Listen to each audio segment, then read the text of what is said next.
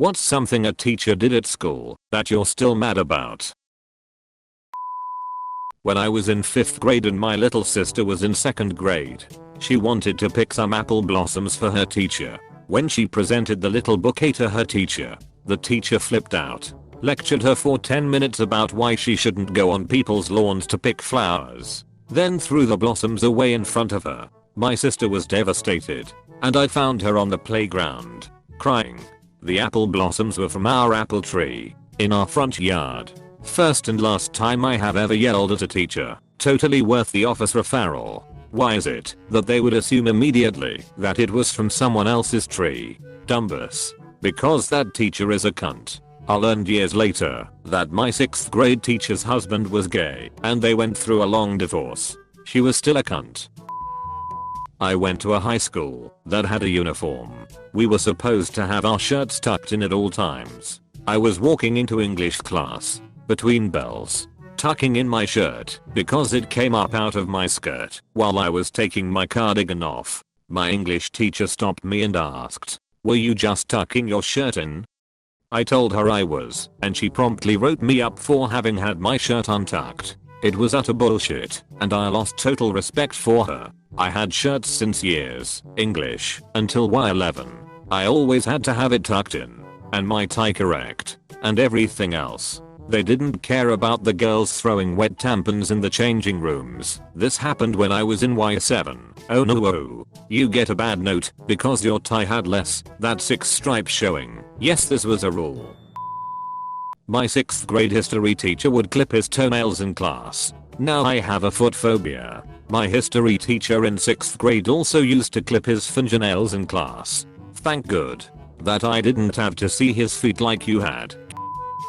Some teacher called me a waste of time and space during the end of school performance because I was too shy to sing. I didn't pick a singing role. I was like 10 to 11 years old. That is 100% the teacher's fault. I was once told I had broken the computer and felt scared using a computer ever since. 17 years married to a very talented software developer and 15 years in a technical role, and I only just have my confidence back. One time I opened like 50 Firefox windows and the IT person at my school was so dumb she thought it was broken. The next day there was a note on it that said this computer is out of order because a student intentionally damaged it. He went the other way though, and 10 years later I'm in it. A boy in my class, about 8 years old, had dyslexia. So one time, the teacher gave a dictation. He had spelled all the words wrong, and she was really mad at him.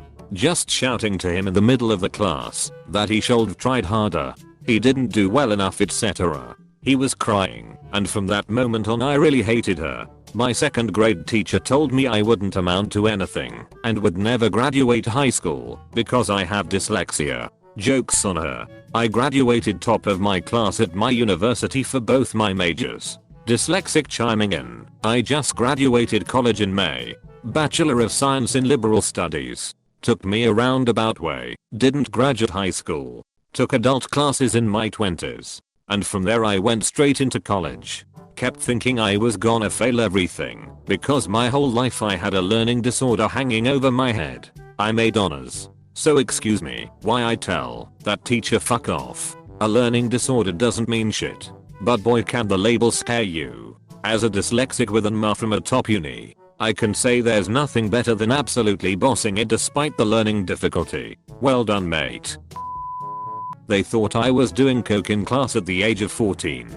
Still bitter about that 5-day in school suspension. What kind of school did you go to that a 14-year doing coke was a thought? Same school that 11th graders are doing heroin in the bathroom. Ah, Glasgow High.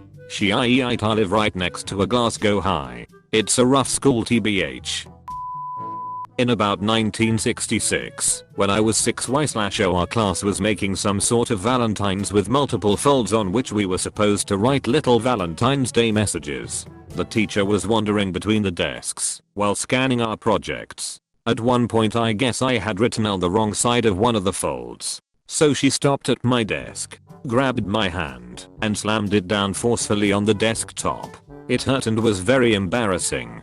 Fuck her. I hope the 54 years she has lived since then have been miserable. If it is any consolation, she's probably dead by now. Definitely. Op made sure of that. OFFS. I spat out my water because of you. In biology class, the teacher was teaching about DNA. He wanted to give us a sense of the overwhelming number of combinations a DNA strand can have. So he created a simplified version. Picture a strand of DNA as if it's a ladder. This ladder has 6 rungs, and each rung is either red or blue. How many different possible ladders are there? We separated into groups to answer this question, and the first table to get it right gets 5 extra points on the next quiz. I raise my hand and say the answer is 64. He says no, the answer is in the billions. I say no, it's 64. He tells me to sit down and continues with the lesson. No one gets any points. I go home and literally type out every possible options. I print it out and give it to him. It's a document that looks like this: 00000000000001000100011. I show it to him. He says he's impressed with the work I did, but that my answer is wrong. But he'll give me the 5 extra points anyway. So goddamned frustrating. Later on he tells me he asked the app chemistry teacher, and it turns out I was right. Edit. Fixed some details. Well, at least he corrected himself by his own choice. The teacher got up in the middle of my presentation, took my paper out of my hand, and in front of the entire class, told me that I had plagiarized my assignment from the internet. The thing is, we didn't have the internet at that time at my house. I had worked through the entire assignment while talking about my ideas with my dad. It was super embarrassing.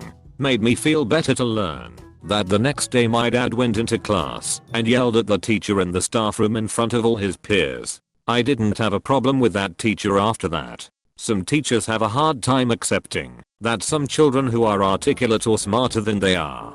This is too good.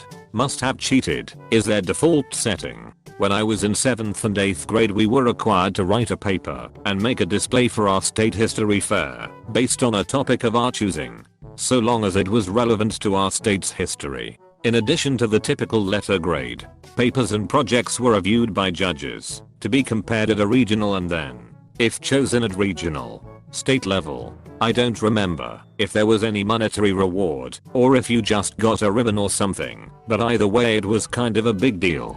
Anyway, at some point in one of the papers I wrote I used the word streamlined as a descriptor. My history teacher told me I needed to change it. Reason being to the effect of the word being above an 8th grade reading level and the judges reviewing my paper would assume I plagiarized it and would disqualify my paper as a result. My teacher was an alright guy and didn't normally discredit his own students like that, so I knew it was an out of his hands thing and I don't blame him for it. All this to say, it's fucking stupid that administrations can't accept students being ahead of the curve and actively punish them for being so. Isn't the purpose of such a content to find and reward ahead of the curve students? This baffles me to no end. I think it's probably that the administrations can't accept that 8th grade students might actually have a larger vocabulary than them.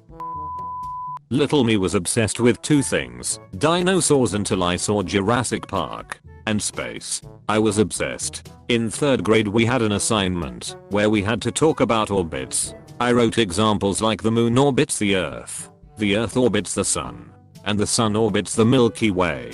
My teacher gave me a D and refused to listen to me that what I had said was true. We didn't have computers in the classroom so there was no way to look it up. I tried to bring a book with it the next day, but she blew me off. Joke's on her though, because I'm about to get my PhD in astronomy. Edit. I wasn't quite clear in what I wrote. She didn't believe the sun orbiting around the center of the Milky Way. She wasn't anti-Copernican. Reddit has taught me a lot about the misinformation that's spread by elementary school teachers who aren't qualified to talk about things like this. Never experienced it myself, but comments like this never fail to make me angry. Of course, not isolated to teachers. They're just common cases, since they're trusted to know everything, even if they absolutely definitely don't. Yeah, I feel like I should have told my mom, who was also an elementary school teacher, but honestly I felt too small. I never did anything wrong in school so it hurt a lot. After that point I didn't give a shit anymore if a teacher didn't believe me, so there's that haha. Homework in 2nd grade was to learn our parents' real names instead of mom and dad. I came in and told the class my mom had a different last name than me. The teacher said no. Her last name is Japsu like yours and your daddy. That's what happens when you get married. I told her that it was just me and my mom and that my daddy never lived with us. She told the class that that meant they needed to pray for me and my mommy because we were going to hell. That was my last day at that school. Not nearly as bad as yours. But I had a classmate in 8th grade called Sissy. That was her given name. It was what was on her birth certificate. It's what she was always called. She wasn't Susan or Susan. Just Sissy. I guess she was named for a relative that only went by that name. Well, 99% of teachers had no issue with this. All her paperwork said Sissy. She wanted to be called Sissy. All her friends and family called her Sissy. Really not a big deal. Until Sister H came along. Sister H insisted that Sissy was not her real name and that it had to be Susan or Susan and that Sissy was lying. Sissy was like, no. Sissy is my given legal name. It's what's on my birth certificate and it's what's on my baptismal certificate. Sister H was not having that and would call her Susan. Why this was Sister H's hill to die on I will never know. But it culminated in the principal getting involved. Sissy's mother coming to the school and Sister H not calling Sissy by her name for the rest of the year. It would be upsetting if it weren't so incredibly ridiculous. I had this experience both personally and with my friend and ex. My first name is hyphenated, but I only go by the first name, which I always would mention first day of class politely after they'd do attendance. One teacher refused to call my by the one name and insisted on my whole name. Because that's your legal name and I have the right to use it. He did this to several students including the above mentioned friends Kate and Drew. Neither we are Catherine, Kathleen etc or Andrew. Just Kate and Drew. This was also high school BTW. He was awful all around. Just an unpleasant educator who really should have never pursued education as a career. This teacher fell off a ladder 2 years later and before we graduated and died. No one at school went. And it came out later that other teachers had issues with him calling them whatever he felt they should be called. Such a hill to literally and figuratively die on. Edit. Spelling. I will call kids whatever they want. Basically. Except for right after 9/11 a kid wanted to be called Jihad. Totally not found anywhere in his actual name. I didn't make a big deal out of it. I just continued calling him his regular name. This was after I had known him for like a year. So I basically said, oh, I will never remember that. You have always been to me. Yeah, that's definitely odd when it's nowhere in their name. And something you just sort of power through and ignore like you did. If you are new to Tattletale TV, please subscribe. I have new videos every day. Stay tuned right now for another.